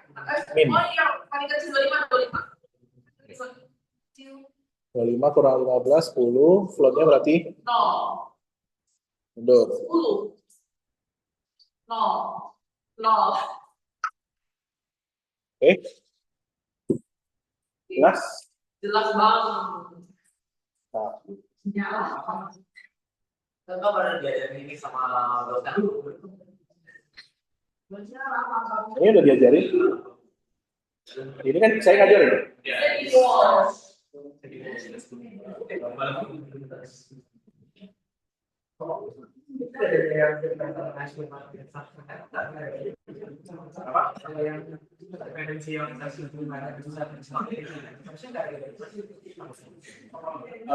Kalau dia nggak ada tulisan start anytime-nya, itu si 7-nya itu LF-nya itu bukan 39, LF-nya itu 33. Kalau misalnya dia bilang can start anytime atau kasual, itu nggak pasti ada segmennya, jangan pasti ada tulisannya. Betul.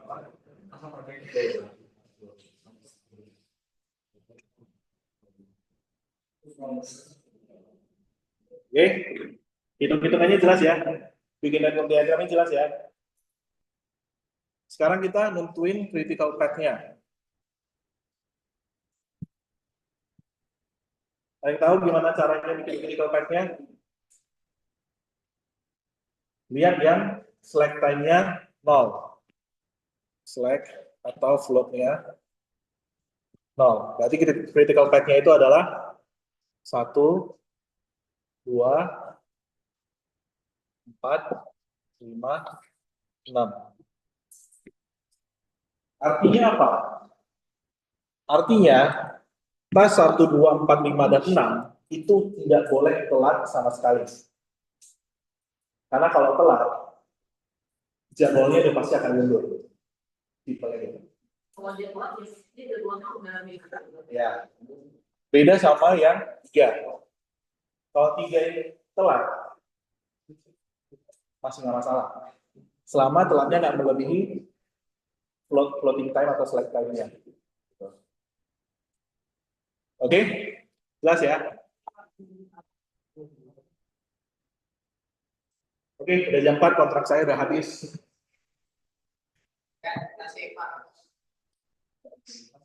lagi di belakang buku ya. Ya, mana nih kalau Marcel? Nah, Marcel, kita siapa yang tahu sih? Itu dari polisi, siapa namanya boleh? Kalau bisa ya.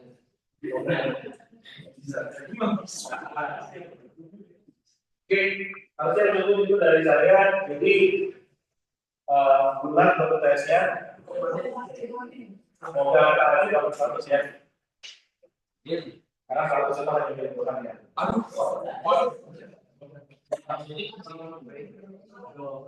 Ya, itu cukup dari saya. Thank you kalau misalnya sudah selesai untuk session. Saya berikan dulu.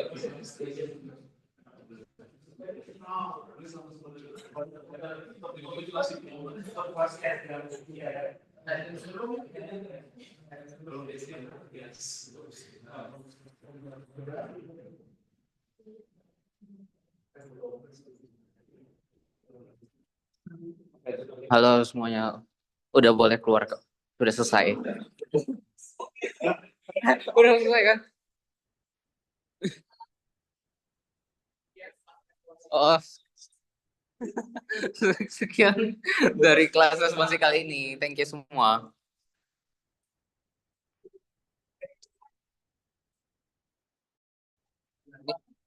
Thank you.